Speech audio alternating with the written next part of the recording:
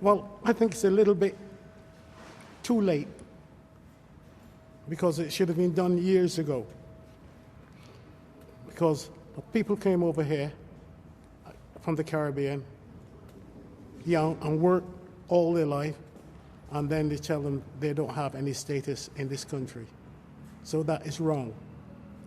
And to be quite honest with you, it's what they're doing now is a little bit far too late. What's your own experience? When did you come here? I came here in 1960.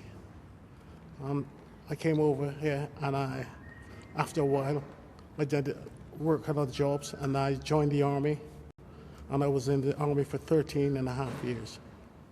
And that's it. So if somebody had come to you, I mean, you got your papers, didn't you?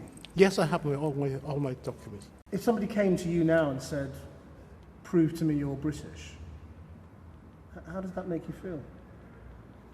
Well, I have my papers. I can show anybody my papers and say, there you are. I have my passport. I have all my documents, and my documents for proof that I'm British, and I have them. So it don't bother me. But other people that came over here and lost the papers, that don't have the savvy to get the documents in order, they're the people that are going to bother. It's an insult, though, isn't it? It's more than an insult. It's degrading, actually, to someone. I mean, to be quite honest, people came over here and worked in the railways, the nurses' home, and the buses, and all such like jobs that other people didn't want to do, the English people didn't want to do. And now they tell them that they don't have any status. That's ridiculous. I came over in 1963. Fortunate for me, my papers are in order. When I sympathize with the people that hasn't got their papers, I also sympathize with the people that cannot find the papers because of the government legislation. So, like he said, it's very unfair. You work here 30 years. Now, there's many people who lost their jobs, don't get no benefit. So I want to know how those people is going to be compensated for the 2 or 3 years that they lost. Somebody could call me on the street anytime and say, have you got your papers? Now, I know that my papers are in order. What I would say is, you prove that I ain't right. You know, after being here 50 years, you prove that I'm not entitled to be here. I don't have to prove anything. I shouldn't have to prove anything. Nothing has reported about it until lately. So how comes it took so long for it to be recognized? I came in 65. I lived in London for about 9 months before I joined the army, right? And I can remember when my first travel abroad, my sergeant said to me, Moore, do you want to have your passport changed? Because I came on the Jamaican passport. And I thought, well, it's not necessary. I'm in the army. So why should I need my passport changed? Anyway, it's afterward I realized why he was saying that to me. Because when I came back to this country, I have to join a different queue to come through passport. So, you know what I mean? I got my papers now, but I just realized what it's all about, why he was saying that to me then. Has it changed your identity, your sense of who you are and your sense of belonging? No. My sense of belonging will never change. It will never change. I am that I am, who I am, and I'll continue to be that. You know what I mean? I know there's a lot of, you would have called it injustice, especially when you have dark skin. There's a lot of injustice there. We never seem to get the 100% are treated fairly. But, you know what I mean, I don't let that bother me. I just get on with it. I hope and trust that these people who have slaved all their life practically in this country will get a just reward at the end of the day. Whether you have a Jamaica passport or a British passport, it shouldn't really make any difference because you were born British. You're part of the Commonwealth. So this hoo-ha about. I feel there's an underhanded thing, because I remember the statement that James Callaghan made in 1964-65. I was at school then, I remembered it, and it is coming back today. Because one of his things is we and the Europeans have the same culture. So what they're telling us that although you've been British for 400 years, you haven't got the same culture as a British person, which is totally wrong. Yeah, one of the things that mystify me is that back in the day when we were required, they asked us to demonstrate our loyalty to the Crown. They brought us over as British subject. Having done so, we did what we were supposed to do to assist, Britain in all its wants and needs. And all of a sudden, they sort of wanted, more or less to disqualify us from being British subjects. We demonstrate our loyalty to them. Why they want to, take that away from us at this stage? We all British subjects, right? We legally, accepted at that stage.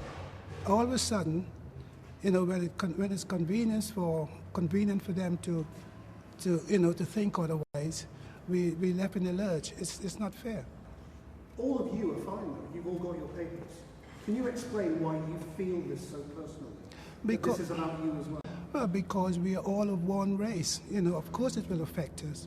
Of course they're friends and distant relatives who may not have, seen in the same light as we are. Their lives are destroyed. It's not right, and we will feel it.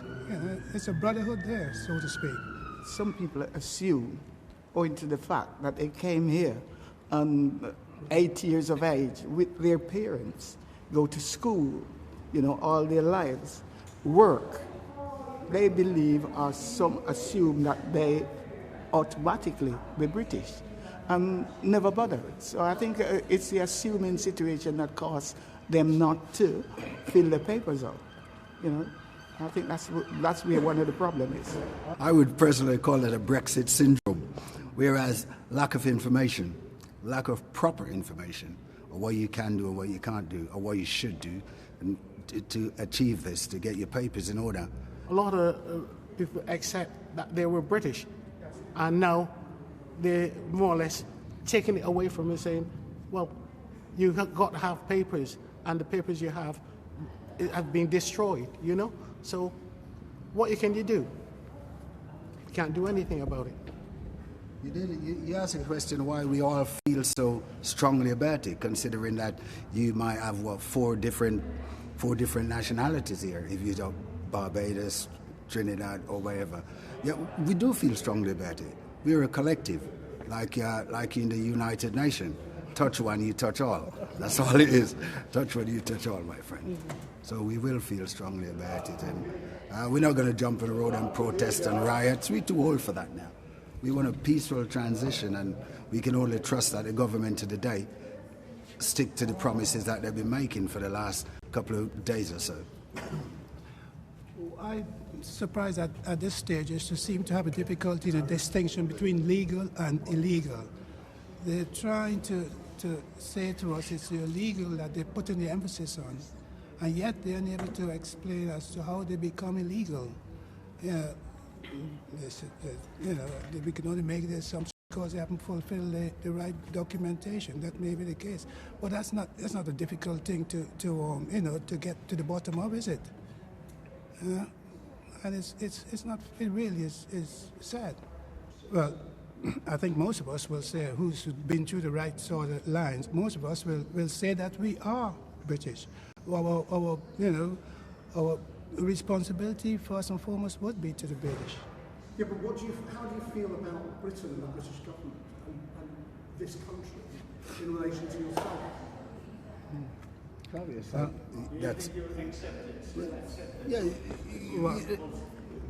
We're in the minority. We're in the minority, and if we do, most of us do feel accepted here.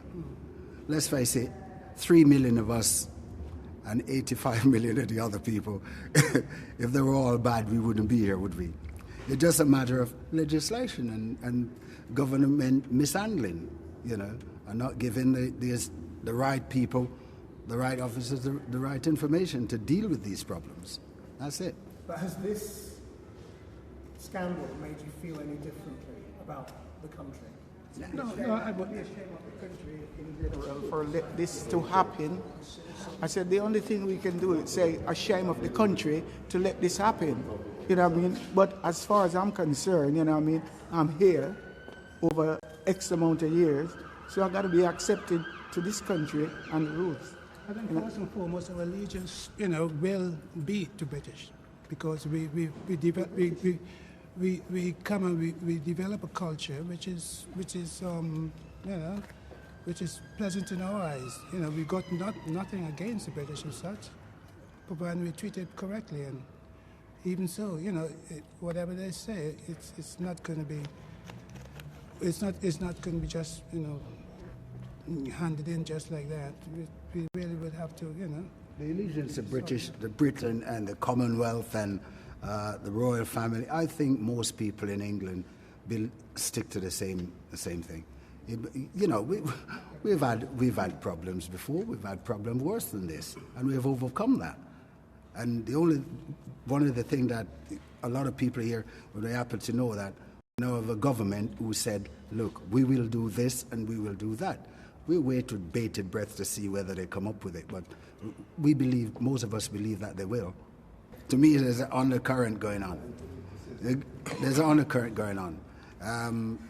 The European Union, the influx from the Eastern Bloc and stuff like that. There's an undercurrent going on. Like I said, I remember James Callaghan talking about cultures.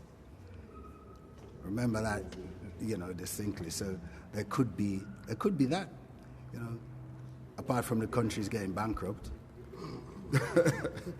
But you've got to follow that through, haven't you? I mean, if the worry is about Eastern European migrants coming here and swamping British culture, why are they taking it out on this generation? Because we're a scapegoat. We've got the same culture. We made a scapegoat. When the war finished, the British government asked the Caribbean island, come over, help us build England. I came in 1960, do every job under the sun, and in reached the stage, they want the European to come in. So what they try to do is kick out the blacks and bring in the European, because they haven't got nowhere to come and live. And that's the only thing I think behind it all. That's what you think is Yeah, that's what I think.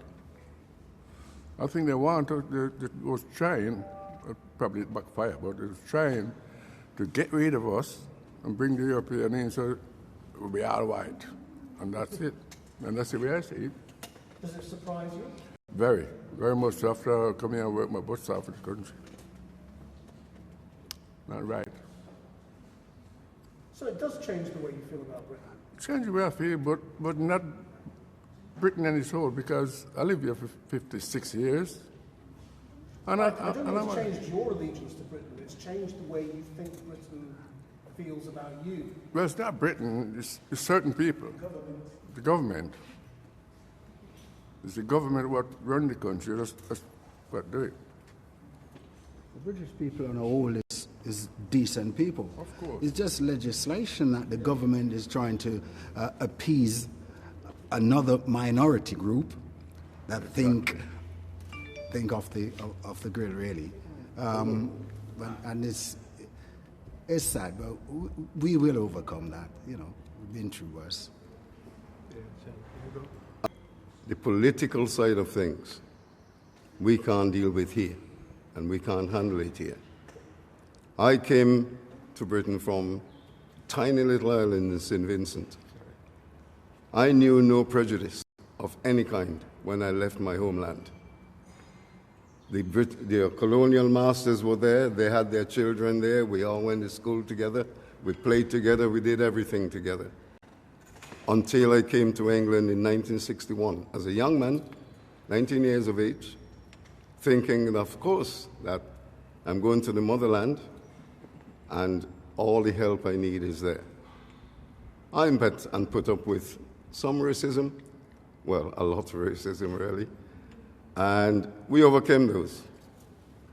In 1963, I decided, well, you know something, probably there's a better life for me if I change the way things are at the moment. So I joined the Army, where I've served for 22 years, leaving in the rank of warrant officer.